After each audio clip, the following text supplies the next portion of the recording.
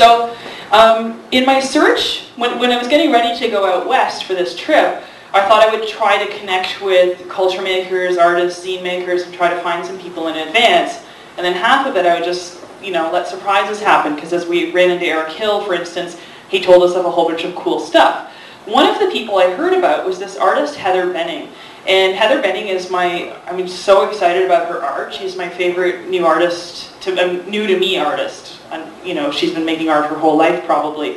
But Heather goes around to these tiny, tiny, tiny towns and villages in the prairies, and she takes abandoned houses and converts them into things. So here, this one's called Watching Woman, and she lets it decay and rot. She just leaves it. She's not like, this is a gallery, don't touch it. She makes it, she builds it, she pours her life into it, and then she's gone, and she lets it go with time, too, and lets people just discover it. So this one, Watching Woman, I got this from Tyler Brett, who you may have met or heard of.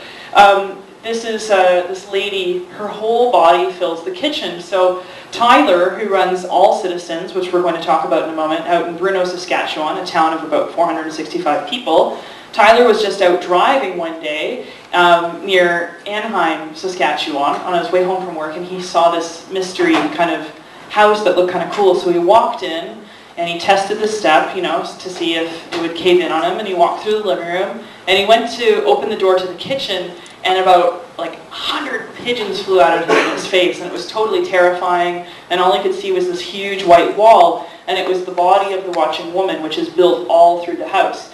So, funny enough, to carry a theme through with a little thread, I went looking for Heather, Facebook, totally found her, totally got in touch with her, and I was like, Heather, I'm coming to Saskatchewan, can we have coffee? Maggie, sorry, I'd love to, I'm living in Glasgow now. Canadian art, there you go. So, yeah. This is a monument to Métis hunters, the buffalo hunters. This is by an artist named Don Wilkinson, and it's a huge memorial looking over, there's a valley, which you can't see in this picture, but it was a valley that was a really important site for the buffalo hunt. And so here he is with his cart. This is a sort of famous cultural object in Métis culture. It's the kind of cart they used to use for buffalo parts and pelts and whatnot to go trading. But here he is, he's looking at the horizon and there's no buffalo. So this is a monument to that, and it was made by this artist in this tiny, tiny village of Craik, which is about 1,000 people, halfway between Saskatoon. You've been there? You've been everywhere on your bicycle, Martin and his bikes, and some of the other people from the bike trip might be here. But it's Highway 11, I think, between Saskatchewan and Regina. And Eric Hill told us to stop in Craik, and sure enough, amazing piece of art here, very important political art, historical art. And just across the way from it is Strawbell House. A lot of environmentalists here in Guelph, you can probably recognize what this is. Somebody trying to build the sort of earth-friendly techniques in their building.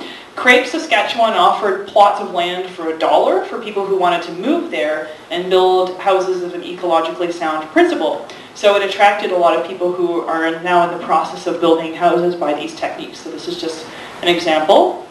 There's their little cafe called the Solar Cafe, and people who are students of feminism might get a laugh out of this. You can't quite see, it's Germaine Greer, the female eunuch. This is a sculpture from the mid-'80s that someone made for Craik. So this is actually called, it's Adam and Margaret instead of Adam and Eve, and this is one of them. I think this is Margaret of Adam and Margaret, the two sculptures in the Eco Center. I tried to interview a lady who worked there, and it seemed that maybe she had moved there for personal reasons, and she didn't want to give up any information about what brought her to Craik. Not even the vague generalities about being, recycling, totally on some kind of love-struck, romantic runaway mission, this lady, I'm sure. Not that she told me.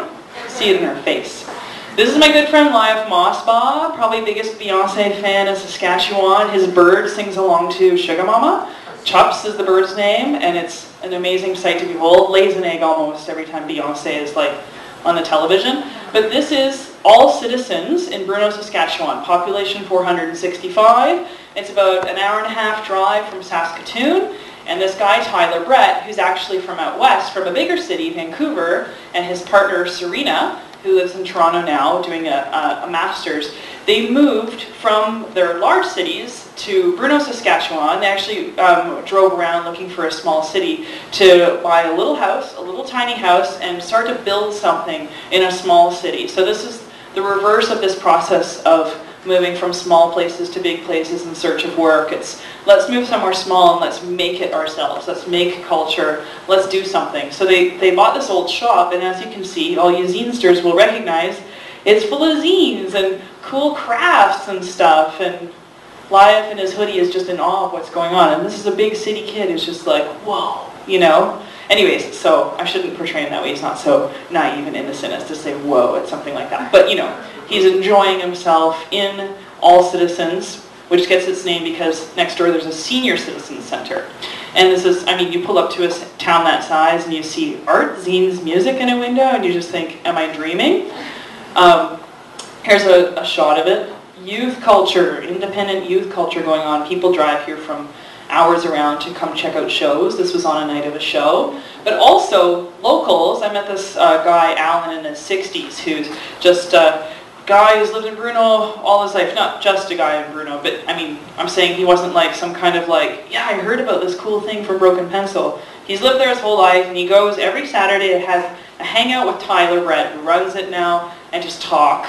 And he told me, Tyler's a pretty interesting guy, you know? Everybody's going to take a break. This is where I take my break. Yeah. So this is Bruno at night. If anyone's ever seen the film by Terrence Malick, Badlands, or if any Peter Bogdanovich fans, Last Picture Show, this is a very cinematic kind of Western architecture that's really common in small towns that were set up basically overnight for economic reasons. But the fictional Archer, Texas looks just like that. This is in Rosebud in Saskatchewan. When we were leaving Saskatoon, we were looking for a town called Laura where 12 people live. And it was so small we didn't find Laura, but we found Rosebud, and we saw one of these museum signs, which is the sign of a tiny homemade museum that people just put together. And I found this painting. This is Frances McKay. She's in her 90s now, and she's an artist, she's a self-taught artist, a self-taught painter who lives in Rosebud and does these huge, gorgeous murals. A really interesting woman. This is just a really cool picture she made, and it hangs in the museum at Rosebud. And wouldn't you know it, zinesters, what does this look like to you? They didn't call it a zine library, but we all know exactly what this is. This is a zine library in a town of like 800 people. There were some really cool things here, like prairie pens. So some writers in the prairies, some poets and writers put these together in the 80s, in the mid-80s, and this is like their zine library in Rosebud, this small city. It's about 5 hours outside of Saskatoon on the highway that starts as number 9 and turns into number 7 from Saskatchewan into Alberta. So yeah, and this is, Frances McKay made that book. It's about a cyclone that passed through the area when she was just a small child. It's her homemade book to raise money for the local hospital. There's another story about the cyclone. So this is zine culture by another name.